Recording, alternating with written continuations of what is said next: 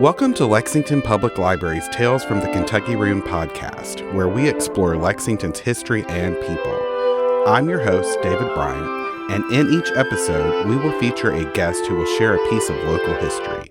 Thank you for listening, and I hope you enjoy. Welcome back, everyone. Today, I'm delighted to be speaking with author Keven McQueen. Keven is the author of many books on Kentucky history. Keven has a writing style that blends state and local history, natural disasters, ghost stories, with his own sense of dark humor. Keven will also be a featured speaker at the Kentucky History and Genealogy Conference to be held at the Lexington Public Library on August 7th and 8th. Welcome to the podcast, Keven. Hello, good morning. I'm glad to be here. Yes, we're really excited to talk to you. Keven, your latest book is The Judge Mulligan Poisoning and Other Historic Lexington Crimes. I thought it would be fun to start with a passage from the book. Okay, I'll be glad to read one of the shorter stories from it. Great. Called Hanging Some Dummies. Okay. Or The Tree Stooges. Lafayette Shelby entered Swift and Robinson's store in Lexington and shot clerk Henry Horine through the head. The date was January 10th, 1846, and the reason for this argument and its abrupt ending do not appear.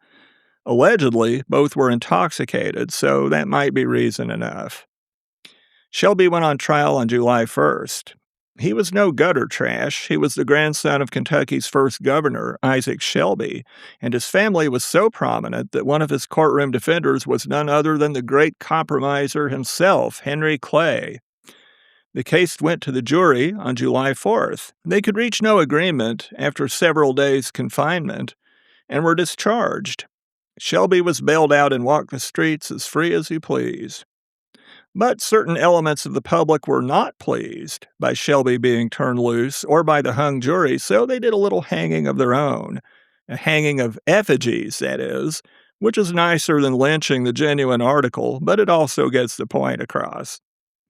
When the insects droned and the hazy summer sun rose on July 13th, Lexingtonians beheld dummies swinging from a tree in front of the courthouse, symbolizing Judge Richard Buckner and the 8 jurymen who had held out for an acquittal. Evidently, Henry Clay was too respected to be singled out for such vicarious vengeance.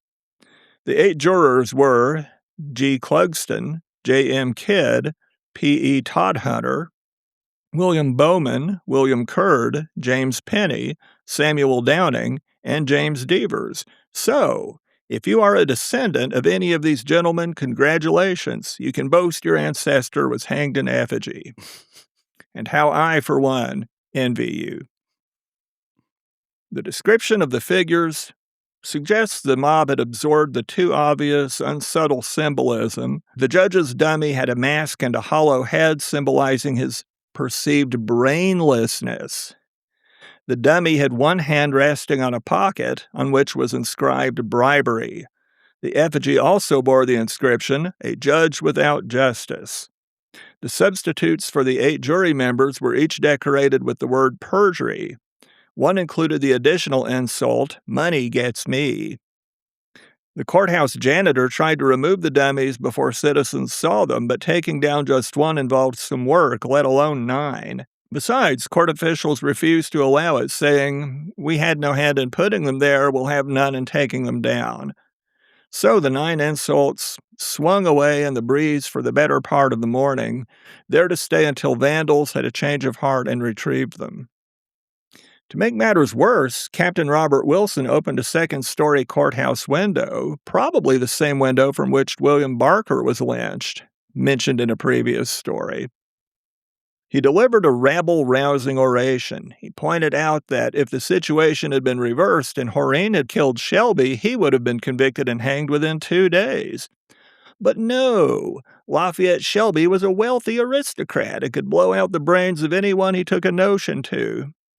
Quote, "And this perjured jury has let the murderer go unwhipped of justice." End quote. Then he proposed that the mob burn in the streets the infamous jurors. He meant the dummies, not the real jurors. He also recommends citizens demand the resignation of Judge Buckner. Captain Wilson, who was running for public office, asserted that on his election it would be the proudest act of his life to present the resolution to Judge Buckner. Everything the captain proposed was greeted with whoops and approving catcalls. The crowd appointed a committee to cut down the effigies, which was done to stirring martial music. A procession mounted the dummies on poles and carried them away as the band played the Rogues' March, a mocking piece of military music usually played when people were being drummed out of the service. Then, surely enough, they tossed the figures in a heap on Cheapside and burned them to ashes. The entire drama could have been avoided if the courthouse officials had simply let the janitor do his job as quickly as possible. The newspaper correspondent who signed his letter Spectator wrote in despair, "What is the state of the public mind when such things happen in broad daylight? May heaven save us from the whirlpools of anarchy." To Lexington's credit, folks calmed down quickly after this cathartic exercise, but one of the jurors, Todd Hunter, was so unpopular he was burned in effigy twice more, in Nicholasville and in Liberty. The Lexington Observer and Reporter on July 22nd published a long letter signed by many citizens who commended the much-abused Judge Buckner. When the Louisville Courier reprinted their letter, it filled a column and a half of very tiny type on a very large sheet. At the end of September 1846, Judge Buckner was given notice of an intended impeachment pushed by a relative of the victim. Shelby's second trial was scheduled for October, and some thought the timing was no coincidence, since if the judge were successfully forced to resign, it would reflect badly on Shelby. Henry Clay, still interested in the case, argued for a continuance. Using the effigy hanging and Captain Wilson's speech as illustrations, he expressed concern that an impartial jury could not be established. Clay might have been correct. An anti-Buckner Lexington newspaper correspondent told the Louisville Courier, in a letter published on October 9th, "Public opinion regards Shelby as a murderer in the first degree. That opinion has never abated, never will abate." Clay won the day, and Shelby's trial was delayed until March 1847. Ironically, the temper tantrum the mob threw back in July resulted in a further postponement of justice. Judge Buckner was not impeached, so the hotheads failed at that one too. Shelby's trial was put off again until April 1848. The court spent March 31st trying and failing to find an impartial jury. By April 7th, only 4 members had been accepted by both the prosecution and the defense, and by April 18th, only 9 had been accepted. Time was running out. If the trial were not held within a week, the case could not be tried in the present term. By April 26th, only 11 out of 1,600 potential jurors had passed muster, and the defense still hadn't used any of its 12 possible peremptory challenges. Shelby was not tried a second time. He moved to Texas. There are 2 contrasting versions of his later years. One says he was murdered himself near Dexter, Missouri in 1859. The other maintains he was seen in Lexington only once more on a brief visit during the Civil War. No one bothered him. He wasn't even hanged or burned in effigy. Thank you. That was really fun to hear you read that. You're welcome. And the book is full of stories like that, and it's sometimes I think we convince ourselves that times were simpler a long time ago, but that's definitely not the case. I learned and I was reading through your book over the weekend, and I was struck by the level of violence in Lexington history. Are you seeking out the most salacious stories, or do you just find that commonly throughout your research? It happens pretty commonly. Mm-hmm. We think people are violent now. They were violent then, maybe even more so. Yeah. Of course, a good salacious story makes better reading, so maybe I am looking for those. Yeah. I was looking over your website, and it says you've spent years at a microfilm machine working through every issue of the Louisville Courier Journal. Now, this book was about Lexington, but have you also done that with Lexington newspapers? I have sometimes. Now I have newspapers.com, which for years I did not have because I'm extremely stingy. Okay. And once I finally started using it, I found it was very valuable because local papers will always give you more details. So Mhm. you'll find a Lexington story in a Louisville paper, but if you can find a Lexington paper from those dates, you'll get more information. Mhm. And so what keeps you coming back to newspapers for your stories? Well, someone once said that historians, or journalists rather, are the first draft writers of history, Okay. which is quite true. It also helps because you get dates. Mhm. Dates events happen, that is. You won't get the other kind of dates. So if you know something happened at a certain location on a certain date, Mhm. that makes it a lot easier because then you can find other newspapers from that same date and find more details. Mhm. Sometimes even out of state papers or out of town papers if it's really shocking enough. And they would run my understanding is they would run the same story in different papers, sometimes a little bit different. Is that have you Yes, they did. Okay. Even in the days before newspaper syndicates, editors would read each other's papers Mhm. and they would cut out stories with scissors and apparently glue them on somehow. So you'll see the same story turning up in faraway places. Uh-huh. You also described serendipity as your best pal. Oh, yeah, So do you find that you stumble upon the best stories or very often. okay. Maybe I should say that helps with the best non well known stories. Okay. I try to avoid stories that have already been written about so many times that Mhm. you really can't find anything new about it. I've been asked all kinds of times, "Are you ever going to write anything about Waverly Hills Sanitarium?" Mhm. Well, I'd love to, except I don't have anything new to say about it. If I did, I probably would. Right. What's maybe the most or some of the more surprising stories you've stumbled onto while you were researching something else? Oh gosh, there are so many. Uh-huh. One thing I'm kind of pleased with, the Great Louisville Tornado of 1890, Okay. rather famous disaster, and yet somehow largely forgotten over the years. Even in Louisville, most people don't remember it. If you mention it at all, they think of the one from 1974. But this was an immense disaster from the period. It actually went through downtown, it crossed the river, Mhm. went to Indiana, and then it turned and came back to Kentucky. Wow. And for many years, the official death toll was 76, which makes it one of the worst tornadoes in American history. Mhm. But and here's a good example of the value of going through newspapers issue by issue. I went way beyond 1890, Mm. up into the 1920s, 30s, 40s, and I would find obituaries on people who were injured by the tornado but didn't die until years later. People who had heart attacks during the tornado who weren't included in the original death toll. People from out of town who weren't mentioned. So by the time I got done adding up the complete toll, it was more like 120 people over the Wow. years.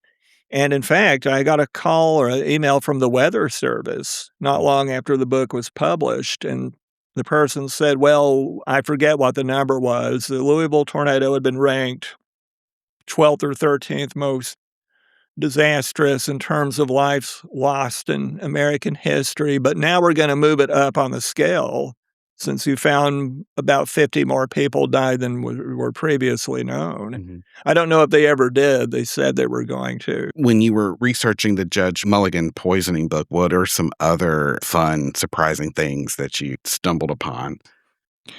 Well, there was a story of a lynching at the courthouse, Okay. which I'm not sure is particularly, well, not dummies either, a real Mm. lynching at the Uh-huh. courthouse. There was a really surprising story. A man who was killed at the Lexington Fairgrounds. He was Mhm. from Pennsylvania, as I recall, but he's buried in Lexington Cemetery. And killed at the fairgrounds, he had a horse on display. The world's smallest horse, I think Uh-huh. it was billed as. And, well, anyway, he was murdered and his pocket was picked, and no one ever found out who did it. And that should have been, I think, a more well known story Mhm.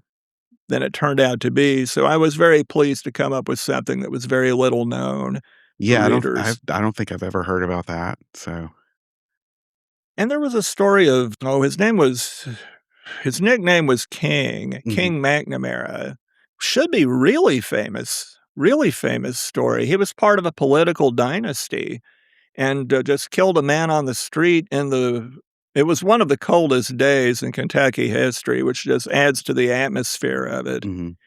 And he escaped and it wasn't found for many, many years.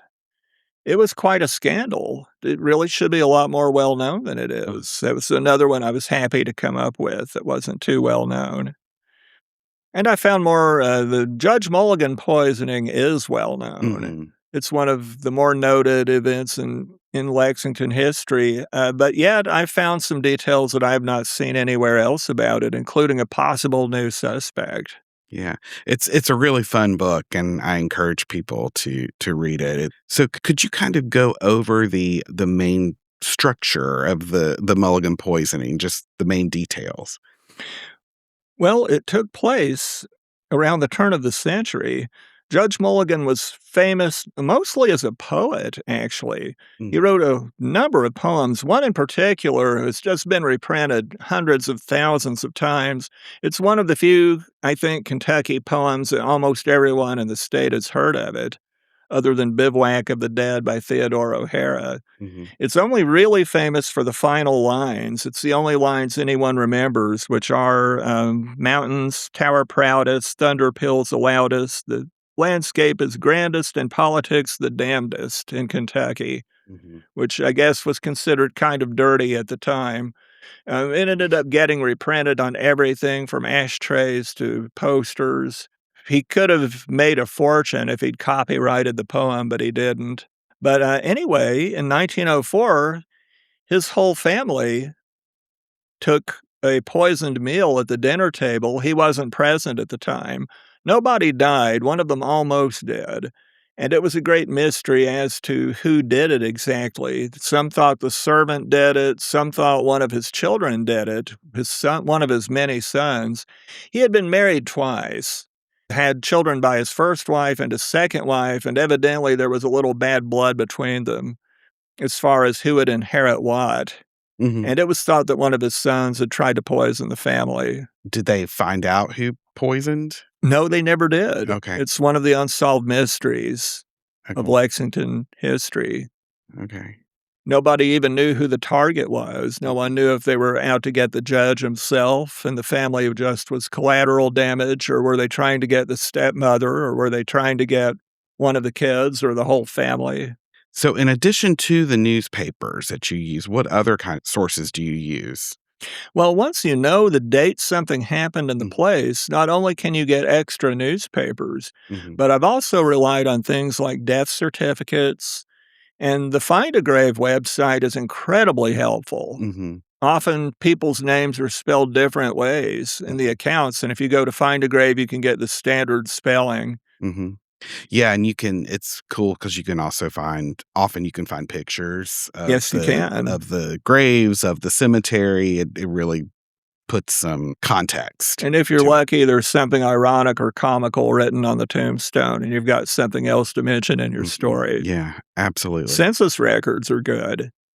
Absolutely. Yeah, Ancestry is very good, the Mhm. website. Yeah. So what are some of your other books that you've written? You've written so many. Yeah, the 27th one's coming Oh out later gosh. this year, I didn't know it was Ohio, that Book of many. the Dead. There quite a few, and that's not counting a couple of self-published ones. Mhm, But the Offbeat Kentuckian series did pretty well. True crime, including historic Louisville murders, Murder in Old Kentucky, Louisville Murder and Mayhem. mm, Books on paranormal, supernatural, weird history, like Kentucky Book of the Dead. mhm. And do you have favorite Lexington ghost stories you could share? Oh, let me think. I don't know about a Lexington ghost Okay. story. I'm sure I have some. I have one Richmond ghost story that Okay. usually goes over so well that anytime I'm asked to speak in public, I usually Do you wanna share bring that up with this us? one. Well, I can give basic Okay. details from it. Unfortunately, I did not bring a Okay. copy of the book with me, so I'll have a hard time remembering precise dates. The basic story is there is a house in Richmond, and it's called the Stockton House. Okay. And when I wrote the story, I promised I wouldn't reveal its exact location. It was built by the Stockton family in the 1880s. It looks just like an Edwardian, Victorian type mansion you would imagine. It's quite large. It's got other large houses nearby, and the Stocktons were a family of pharmacists. And, of course, in any old house, a number of people are going to die there over the years. Mhm. And one was a man named Matthew Stockton, a druggist, who was the son of Mary Stockton, and I cannot remember her husband's name. I'm sorry. I think it was Robert. I could be wrong about that. He died in the house in the 1880s, fairly young, about 40.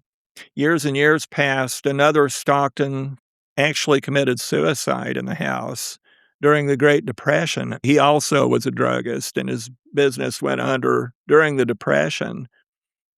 This is a good example of why it's good to get extra sources, because the local paper said he died of a sudden illness, but I looked at his death certificate and it revealed he'd actually drunk carbolic acid, I think it was. So the newspapers were being nice to the family there. Mhm. The house was owned by a number of families over the years, usually druggists. Somehow the thing just seemed to attract people in the pharmacy industry. Then around 1983, Mr. and Mrs. Jones moved in, and he was an attorney. She was a druggist, amazingly enough. And I got to interview them when I was only about 16 or 17, Oh, wow. and someone on campus told me about this house. Then many, many years later, in 2006, when writing Kentucky Book of the Dead, which is where the story appears, I got to re-interview them.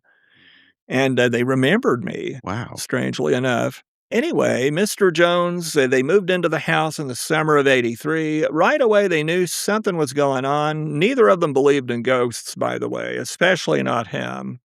They noticed that furniture would get rearranged, baskets would be moved. They didn't do it. This went on for, a few weeks, 2 or 3 weeks. If I had my book, I could give you precise dates. One night he woke up, I think it was June '83, and there was a woman standing next to the bed. And she was quite frightening looking. She had sunken eyes with rings around them. She had flabby jowls. Her hair was blonde. It was done up with a net. She was wearing a white dress, and she spoke. And he said the scariest thing about her was her voice. It was very deep and very manlike, and he couldn't make out most of what she was saying. She said something about going to a funeral. And he closed his eyes real tight, which I think most of us would do. And when he opened his eyes, she was gone. He tested to make sure he wasn't dreaming. He wasn't. His dog was in the room. His wife was asleep. It was about 2:20 in the morning, I think. He told his wife the next day. She didn't believe him. A couple weeks, 2, 3 weeks pass. He's up in the attic. There's a crawl space, which I got to see with my own eyes. And he's in the dark, looking around, clearing stuff out, and suddenly he's face to face with the woman. And he told me he almost had a heart attack on the spot from fear, and then he realized he was looking at a painting. Mhm. And he pulled it out into the light, and it had a date on it, which off the top of my head, I don't remember. It was 1891, sometime in 1891. The reason I found this so interesting, if he had found the painting first and saw this frightening looking woman, and then he saw the ghost, you would say, oh, sure, he saw this scary face that stuck in his subconscious. He had a dream. He thought he saw the face, but he actually saw the ghost and then later, weeks later, found the painting. Mhm. And his wife told me that he definitely brought up the ghost before he found the painting. So my first question is, after I saw this ghost, I probably why would you ever go in your attic again? Well, that's a good, especially later. They did some research to find out who this woman was, and they determined it was Mary Catherine Stockton, Okay. who actually died in 1898. And they went to a psychic in Mhm. Lexington, and the woman said, yeah, that's Mary Catherine Stockton, all right. And the reason she likes you, she's looking for her son Matthew, who died in the house of natural causes in the 1880s, and she thinks you're him. Wow. And so you said he verified that he wasn't dreaming. How did he do that? Well, I think you just look around and Mm-hmm. what I would do anyway is I would try to see if there's anything, the old pinch yourself test, I guess, Uh-huh. is one way to do it. But you look around for concrete Mm-hmm. details. What does the light say on the clock? Okay. And you look for things like that. What else is going on in the room? There's Well, the wife, there's the dog. sounds like the beginnings of a season of American Horror Story. Well, it would make a very good story Mm-hmm. for TV, I think. So you first got interested in, you said you were 16? So this is a lifelong. Right. Someone on campus Okay. knew him and said, Okay. "Oh, you ought to go see him. He lives in a haunted house." Of course, I wasn't about to turn down an invitation like that. Mm-hmm. He saw the ghost many more times over the years, wearing different colored dresses. Once he saw the ghost, things started I forgot to mention the morning after all the baskets were off the wall, and they hadn't just fallen, they were scattered Mm-hmm. around the room. Mm-hmm. So he actually developed something of a rapport with this ghost, Mrs. Stockton. He saw her several times. She only spoke to him twice, he said. Most of the time he saw her was between 2 and 3 in the morning. Usually, or often, he saw her around Christmas time. Mm-hmm. The psychic said her favorite season is Christmas. Also said she has the run of the house. She can go anywhere, but mostly she likes the attic. Wow. So, Okay. yeah, there's so much more to it than all that. Mm-hmm. And that's in your, which book is that one? That's in Kentucky Book of the Dead. They had the painting restored and framed it and put it up in a place of honor, and I got a picture of it. So if you look in the book, you'll actually see the painting that he Okay. found in the crawl space, and you'll get to see what she looked like. Okay. That's really a fun, interesting story. And in your recent book, and all your books are full of details like that. And as I said, Kevin's going to be one of the speakers at our history conference at Lexington Public Library in August. So if you'd like to hear some more stories, definitely put that on your calendar. So how can people find your books and more information about you? Well, most of them are on Amazon. I think they all are. I think they're all on Barnes& and Noble, too. Mm-hmm. And, of course, you can get them from your local bookseller easily enough. Mm-hmm. You can find me online. Okay. I'm on Facebook. There's just Keven D. McQueen, which is what I call my comedy page, so-called, and there's Keven McQueen, the author page. I should note my first name is spelled Keven, which might help you find me. And there's also a KevenMcQueenStories.com, which has some news on it, but it's pretty outdated. Most of the new stuff is going to be on the Facebook site. Okay. Book covers and date releases and things like that. Okay. Great. I Well, hope to see everybody. Okay. Well, thanks. This in has been August. a lot of fun talking to you today. Thank you. Thank you. Thanks for having me on. You can find more information on the Kentucky Genealogy and History Conference on the Lexington Public Library website at www.lexpublib.org/conference. Thanks for listening to Tales from the Kentucky Room, a podcast brought to you by the Central Library's Kentucky Room staff at the Lexington Public Library. If you enjoyed listening, please take a minute to subscribe, rate, and review the podcast on Apple Podcasts, Spotify, or wherever else you get your podcast. And please remember to recommend the podcast to friends. If you have any questions about local history or genealogy research, you can visit us in the Kentucky Room to use our collection and newspaper microfilm. Or you can email us at elibrarian@lexpublib.org. That's elibrarian@lexpublib.org. I'm David Bryant, and we'll be back with another episode next month.